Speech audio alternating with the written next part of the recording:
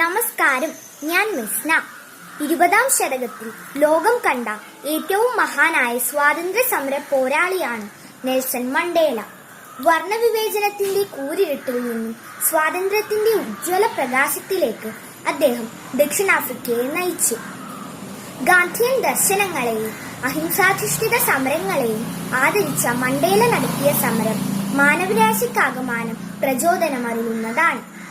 പകയുടെയും വിദ്വേഷത്തിന്റെയും സ്ഥാനത്ത് അനുരഞ്ജനം ജീവിത ദർശനമാക്കിയ മണ്ടേലയുടെ ത്യാഗനിർഭരമായ ജീവിത വിവരണമാണ് ഈ പുസ്തകം. കെ രാധാകൃഷ്ണൻ എഴുതിയ നെൽസൺ മണ്ടേല ജീവിതകഥ എന്ന പുസ്തകമാണ് ഞാൻ വായിക്കുന്നത്.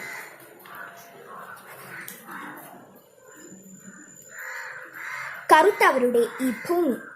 സമ്പന്ന രാജ്യമാണ് ദക്ഷിണാഫ്രിക്ക. സ്വർണ്ണ നഗരം എന്നു പുകൾപെറ്റ ജോഹന്നാസ്ബർഗ്, തിരക്കേറിയ കേപ്പ് ടൗൺ എന്നിവ പ്രമുഖ നഗരങ്ങളാണ്.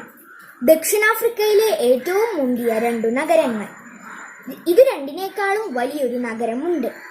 ഇത് രണ്ടും ചേർത്തു വെച്ചാൽ പോലും അതിനേക്കാൾ വലിയൊരു നഗരം. അതാണ് സൊവെറ്റോ. 20 ലക്ഷത്തിലേറെ മനുഷ്യർ തിങ്ങിപ്പാർക്കുന്ന കറുത്തവരുടെ ഭൂമി. പക്ഷേ ദക്ഷിണാഫ്രിക്കയുടെ പഴയ നഗര ഭൂപടങ്ങളിൽ ഇത് കണ്ടെന്നു വരില്ല. എന്നല്ല, വെള്ളക്കാരുടെ ഭരണകൂടം ഇതിനെ കണ്ടതായി പോലും നടിച്ചില്ല. കാരണം അത് കറുത്തവരുടെ മാത്രം നഗരമാണ്. ഒന്നിച്ചു കിടക്കുന്ന 30ഓളം ടൗൺഷിപ്പുകളുടെ സമുച്ചയമാണത്. ജോഹന്നാസ്ബർഗിലെ ഒരു സാധാരണ വെള്ളക്കാരനോട് ഈ സിറ്റിയെ കുറിച്ച് ചോദിച്ചാൽ അവൻ കൈമലർത്തി കാണിക്കും, അറിയില്ല. അതെ, ജോഹന്നാസ്ബർഗിൽ നിന്നു വെറും 10 കിലോമീറ്റർ അപ്പുറം കിടക്കുന്ന സൊവെറ്റോയെ കുറിച്ച് അയാൾക്കറിയില്ല. കാരണം നാളിതുവരെ അയാൾ അവിടേക്ക് പോയിട്ടില്ല. അതുവഴി ഒന്ന് വണ്ടി ഓടിച്ചു പോയിട്ട് പോലുമില്ല. അത്രയും നിഷിദ്ധമായ നീചമായ മേഖലയാണത്. അവിടേക്ക് ഒരു വിദേശിക്കോ സ്വദേശിയായ ഒരു വെള്ളക്കാരനോ കടക്കാനാവില്ല. കടന്നാൽ അത് ദക്ഷിണാഫ്രിക്കൻ സർക്കാരിന്റെ സഞ്ചാര നിയന്ത്രണ നിയമങ്ങൾക്ക് വിരുദ്ധമാണ്, നിയമനിഷേധമാണ്. ജോഹന്നാസ്ബർഗിന് തെക്കു പടിഞ്ഞാറ് തൊട്ടു ചേർന്ന് കിടക്കുന്ന സൊവെറ്റോയുടെ കവാടത്തിൽ അത് കാണിക്കാൻ ഒരു സൈൻ ബോർഡ് പോലുമില്ല. എവിടെയെങ്കിലും വീതിയിൽ പണിതൊരുക്കിയ ഒരു റോഡുമില്ല.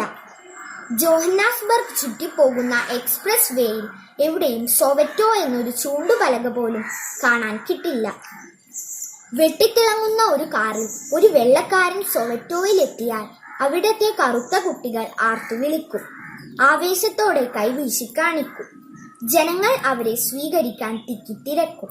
കാരണം അയാൾ ദക്ഷിണാഫ്രിക്കയ്ക്കു പുറത്തു നിന്നെത്തിയ ഒരു മനുഷ്യാവകാശ പ്രവർത്തകനായിരിക്കും, അല്ലെങ്കിൽ സൊവെറ്റോയിലേക്ക് ഒളിച്ചു വന്നെത്തിയ ഒരു വിദേശ പത്രപ്രവർത്തകനായിരിക്കും. അത് തീർച്ച. 1948 വെള്ളക്കാരുടെ സർക്കാർ ഈ നഗരം പടുത്തുയർത്തിയത്. കറുത്തവരുടെ നഗരം. കറുത്തവരുടെ മറ്റു ജനപദങ്ങളിൽ കിട്ടാത്ത വെള്ളവും വൈദ്യുതിയുമൊക്കെ ചെറിയ തോതിൽ സൊവെറ്റോയിൽ കിട്ടും. കാരണം അവിടത്തെ ആയിരക്കണക്കിന് കറുത്തവരെ വെള്ളക്കാരന് വേണം. ജോഹന്നാസ്ബർഗിനു പുറത്തെ സ്വർണ്ണഖനികളിൽ, വെള്ളക്കാരന്റെ പടുകൂറ്റൻ ബംഗ്ലാവുകളിൽ ഒക്കെ പണിയെടുക്കാൻ ആണും പെണ്ണുമായ കറുത്തവർ കൂടിയേ തീരൂ. അതിനാണ് ഇത്രയും അടുത്ത് ഒരു കറുത്ത നഗരം അവർ നിർമ്മിച്ചത്. പക്ഷേ അവിടത്തെ ഒരു കൊച്ചുകൂരയിൽ പോലും 30ലേറെ ആളുകൾ തിങ്ങിഞ്ഞിരുങ്ങുന്നു, ശ്വാസം മുട്ടിക്കഴിയുന്നു. വർദ്ധിക്കുന്ന ജനസംഖ്യയ്ക്ക് അനുസരിച്ച് സൊവെറ്റോയിൽ പാർപ്പിടങ്ങൾ പെരുകുന്നില്ല. ഈ നഗരം ഒരു തുറന്ന തടവറയാണ്. അവിടേക്ക് വരാൻ പുറത്തുള്ളവർക്ക് അനുവാദമില്ല. ഒരാൾക്ക് പുറത്തു പോകാനും പറ്റില്ല. രണ്ടിനും മതിയായ കാരണം കാട്ടി അനുവാദം വാങ്ങണം. തീർച്ചയായും അതൊരു വെള്ളക്കാരനിൽ നിന്നാവണം. അതല്ലെങ്കിൽ അവന്റെ തീരെ ചെറിയ ഒരു വെളുത്ത കുട്ടിയിൽ നിന്നെങ്കിലും പാസ് സമ്പാദിക്കണം. അല്ലാതെ കറുത്തവനു സൊവെറ്റോയുടെ പുറത്തേക്ക് വരാനാവില്ല. അത് വാങ്ങാൻ പ്രത്യേക സംവിധാനങ്ങളുമുണ്ട്. നഗരത്തിനു പുറത്തിറങ്ങാനും തൊഴിൽ തേടി സഞ്ചരിക്കാനും ഇത് അത്യാവശ്യമാണ്. 24 മണിക്കൂറും കയ്യിൽ സൂക്ഷിക്കേണ്ട ഒരു അവശ്യ വസ്തുവാണത്. അയാൾ ആരാണെന്നും എവിടെയൊക്കെ സഞ്ചരിക്കാമെന്നും അതിലുണ്ടാവും. എന്തൊക്കെ ചെയ്യാമെന്നും എന്തൊക്കെ പാടില്ലെന്നും അതിൽ കാണിച്ചിരിക്കും. ലക്ഷക്കണക്കിനു കറുത്തവരെ ഇക്കാര്യത്തിന് സർക്കാർ തടവിലാക്കിയിട്ടുണ്ട്. പാസ് ഇല്ലാത്തതിനും ഉള്ള പാസ് പോരാത്തതിനുമാണത്. ഒക്കെയും 20 വയസ്സിൽ താഴെയുള്ള കറുത്ത യുവാക്കളായിരുന്നു. അതോടെ അവർ മിക്കവാറും അടിമകളുടെ ഗണത്തിലേക്കു തള്ളപ്പെടുകയും ചെയ്തു. 1986 ഇതിൽ ചെറിയൊരു ഇളവ് നൽകി നിയമം ഭേദഗതി ചെയ്തത്. എങ്കിലും പിന്നെയും പാസ് നിയമം അങ്ങനെ തന്നെ തുടർന്നു. ഭേദഗതി നിയമത്തിന്റെ ബലത്തിലും പഴയ പാരമ്പര്യം ലംഘിക്കാൻ ഒരു കറുത്തവനും ധൈര്യമുണ്ടായിരുന്നില്ല. സൊവെറ്റോ എന്ന കറുത്ത നഗരത്തിലെ മാത്രം സ്ഥിതിയല്ലിത്. കറുത്തവരുടെ സ്വന്തം രാജ്യമായ ദക്ഷിണാഫ്രിക്കയിൽ എവിടെയും ഇതുതന്നെയാണ് അവസ്ഥ.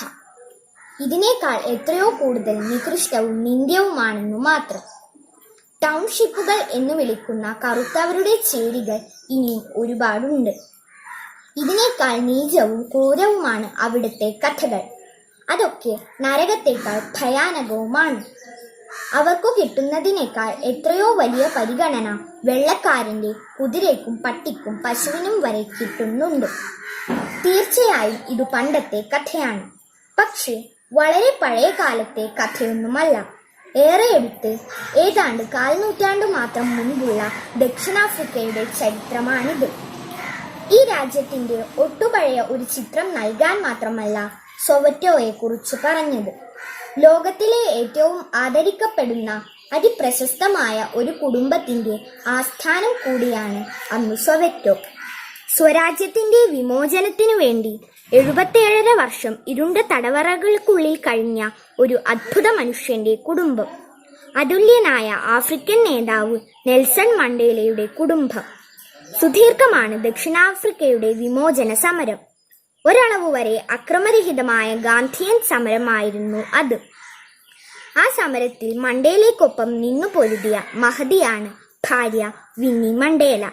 അദ്ദേഹം ഇരുമ്പഴിക്കുള്ളിൽ കഴിഞ്ഞ കാലം മുഴുവൻ വിന്നിയും കുഞ്ഞുങ്ങളും പാർത്തിരുന്നത് ഇവിടെയാണ്. സൊവെറ്റോയിലെ ഒരു കൊച്ചു ടൗൺഷിപ്പാണ് ഒർലാൻഡോ വെസ്റ്റ്. അവിടെയാണ് ആ ഭവനം. പക്ഷേ അത് കണ്ടെത്തുക അത്ര എളുപ്പമല്ല.